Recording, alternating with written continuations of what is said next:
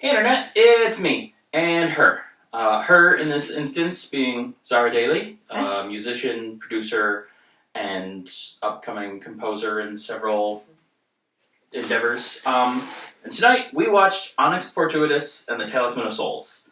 Now, aside from your professional musical endeavors, you're also a big fan of just like retro and old school kind of stuff. And so I figured this would be a perfect movie. Yeah. Because it's basically Easter eggs, the movie. There's references to Fievel and Chippendale and Radio Flyer for no reason.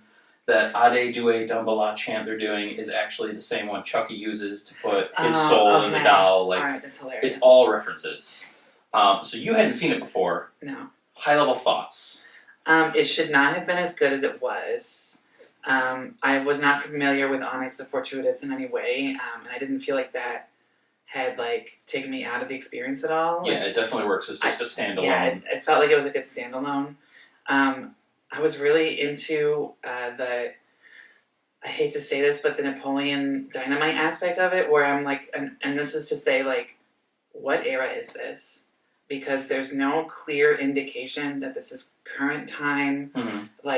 They're using old technology, but you can't really tell. The only thing that you get that's any indication that it's a current timeline is that there's a person with they them pronouns. Yes. And even that is not really an indication. It's more that they just announced it while they were doing introductions, which is more of a recent thing. Yeah, and it never really comes up, which I do like in movies. It's always nice when you can acknowledge that people that are gay or members of the LGBT exist, but it's not dwelled on. It's never it doesn't come up really.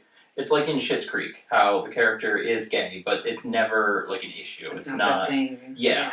So yeah, I did like that they do that here. But no, I agree with you that it has an 80s movie feel. Yeah, definitely. But yeah, it doesn't appear to be set in any one specific era. Although the technology he used was definitely dated. So that computer in the beginning was something to behold. Yeah, and then at the where he worked in the office, it was also a Windows XP one computer. Of those too. Yeah. So, yeah, I'm placing it at plus his armband. I'm placing it at 2005 or 6. Mm-hmm. That's where in my brain it is. Basically how I dressed in college, so that makes sense. Yeah. Fedora and all, it was something. Now I will say one thing I love here is that everyone in the movie is relatively no name. There's the one, Mr. Duke appears to be basically a Keith David analog, but it's not Keith David. And likewise, I got a lot of Christopher Lloyd vibes from Bartok. Yes. But obviously it's not Christopher Lloyd. So I think for the movie being as unknown as it is, or the actors rather, the acting was incredible. I felt like everyone really did their role well. Yeah, it didn't feel like it was a bunch of friends making a movie. It felt like a real production. It felt like it was real, the effects were great. They were practical mostly, and that was amazing just to see the puppetry and just all the actual you can't fake slime and goo and stuff with CGI as well as you can just do it. Yeah. I've mentioned in a lot of videos this year and other years that practical is always the best. Over CG, I will take practical any day, and I agree. A lot of them here, and some are maybe a little hokey, but intentionally so. The meat guy from the meat shop that was so good, and even the ghouls, they look a little hokey, but they're supposed to. They do remind me of Beetlejuice a lot. Yeah, just waiting in the waiting room area with the faces melted and stuff. I love the box demon, and then even more so when we saw I've forgotten his name already. Agamon, the big demon. Mm-hmm. It looked good. I know it is semi-low budget, and it was practical, but it looked really solid. It looked really, really good. And then there were people were floating on wires. Yes. They definitely had a budget because they mentioned many Disney things, and there would have been some rights that they had to do. They had to pay for some of that stuff. They recreated a Meatloaf music video, so that took money. Yeah. I will say too, on the topic of budget, this whole thing was crowdfunded. Really? This was a Kickstarter endeavor that Andrew Bowser he got it funded strictly through the fans of his YouTube channel, because Onyx is from a bunch of shorts. And this was all just fan funded, and they made a whole movie. That's incredible. Kind of inspiring. It is. Like, I've been a part of a lot of indie productions, and that's always the hardest part is getting the funding. It's one of the ones I'm doing now, a fantasy one that I'm part of, got delayed for about 6 months because it's just, funding that we thought was there isn't, and just securing new avenues of it, and that's just a short film. So to pay off a whole feature is very impressive. And well done, too, because, like you said, the effects are really good, and, like, the licensing that they had to get for the songs and everything else, like, the money they did get, they used well. Like, they allocated everything exactly where it needed to be. I can't think of any one thing that, like, could have been severely improved or done differently or better. Yeah, I thought it was beautiful, and even as I'm thinking about it now, like, knowing what I do about the music industry, like, it is cheaper if you are paying to cover a song than it is to use the rights to a recording. Which they did both times. Yeah. The one time the lead singer sang it, or the lead actor, and he did it great, by the way. Amazing. His voice lent itself to that song amazingly well. And then at the end, they had the reimagining in the style of Harry Belafonte from Beetlejuice. Yeah, that was I thought even just the score too. Like, a lot of times, all the backing music, the music here was done well, and the sound design. And there were a few times where the demon lady there, they would actually cut all the backing sound out, and it would go silent when she gave her commands. Hear her voice rumble and stuff. Yeah, that was really cool. Really good sound design, just in like minor details like that. There was one moment. It was one of the early. I don't know. We see like a demon or something, and there's like a glint on their eye, and like the music's going, but it's not really like music. It's just like rumbling and stuff, and then all of a sudden you just hear like a pluck as they blink, and it was like it was so subtle, but it was also so like clearly you're paying attention to the film as you're scoring it. Like, it was really like cool to see it, and also like to get the reminder that like you don't have to have like tempo going in the background. It can just be like ambient sound. Yeah, absolutely. Yeah, sometimes that's the best in movies, when you don't overdo the music, when it's a lot more subtle and subdued. Like, I mean, famously, Jaws is 2 notes, but it's one of the most effective scores out there because it has that ominous feel and it builds the right tension. And, like, if you were to overdo that and have flourishes and entire chords and a full orchestra, you wouldn't get that effect. Yeah, and it would take away from what you're trying to look at. Yeah. Yeah, I definitely like when a movie, like you said, when there's just notes or moments in the score that match up with what's happening on screen. Like, it really, it sells it better. I mean, one example that is not horror and is very off topic, but not too long ago we watched K-pop Demon Hunters, like the entire rest of the world.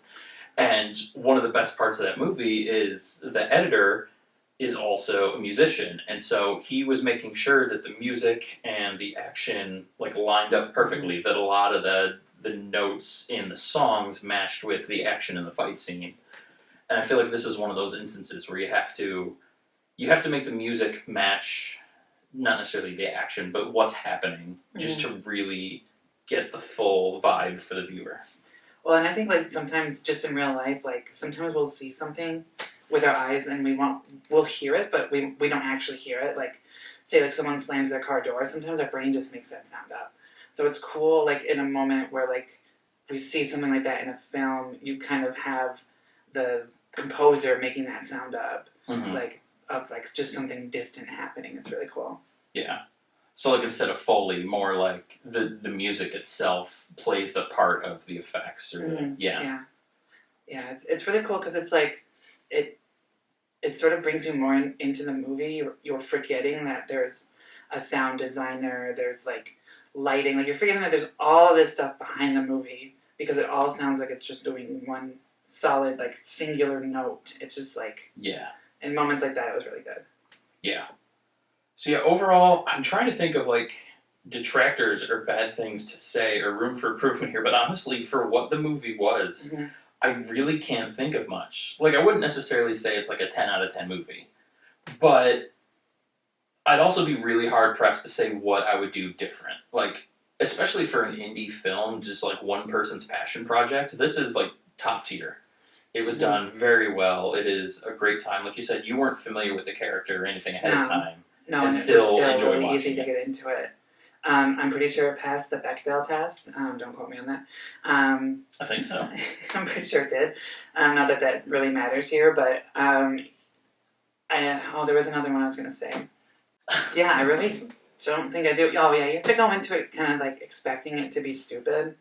Because like first I sat down to watch, I'm like, okay, here we go. I don't know if I'm going to be able to handle this dude talking like this the whole time. But it's fucking hilarious. Yeah. Like, just hearing him, like, like, constantly in the most serious moments, just, like, and the verbiage they use. The way he speaks, and I know I mentioned it when we were watching, and it stuck out to me just because I've been on set and I've seen monologues delivered, and I've had to deliver short ones myself, and I know how much of a pain it is. And he has a very long monologue, but he has to do it in that speech pattern with the very rapid, just back-to-back words and the weird inflection. And he gets out, an entire paragraph in a single camera take. Mm-hmm. They never change the angle, they never cut away. It's just one long on-screen monologue, and it is honestly super impressive. It is, and it's full of just like weird things that don't really make sense. So it's just like, I know he practiced that for like 3 days. Oh, he must have. And I'm sure it still took a dozen takes at least. And I'm sure some of that fear that's in his eyes as a character was really him. Yeah. Being afraid that he was going to screw it up. Yeah, because your whole crew, cast, everyone, and you're the only one on screen. So it's all it's you if it goes you. wrong. Yeah. Again, I don't know. I really love it. Like, it definitely, everyone was just having a lot of fun. Mm-hmm. Like, this felt like one of those movies that you would love to be on set because clearly they're all enjoying themselves and just making a great thing. Yeah. I would love, Andrew Bowser, if you somehow see this, 100% I want to be on one of your films. I'll do it free. I don't care. I'll do it for $1. I just want the IMDb credit. But yeah, no, really, at the end of the day, this is one I would say people should watch. It's definitely. It's a lot of fun. Like you said, don't go into it expecting Citizen Kane. It's not the next Shining. You're not going to be super scared. It's very much more comedy than horror. Yeah. It has the horror themes, but it's very much a comedy. But it's a lot of fun. It's a good time. Mm-hmm. Honestly, if you get a bunch of friends around and all just watch it and kind of, not pick it apart, but just clown on it and just kind of have a good time. It's a blast. Yeah, there's definitely a few phrases I think that are going to work its way into my friends' circles. This is a very quotable movie. Yeah. There are a number of moments that I could definitely see myself parroting some of those lines. I have. There are quotes from this movie I have used since I saw it the first time. So, yeah, it's one worth watching. And I think that's it. So, yeah, tune in tomorrow, and there will be another movie, and hopefully another guest, or the same guest, or I don't even know at this point. So, yeah, see you tomorrow.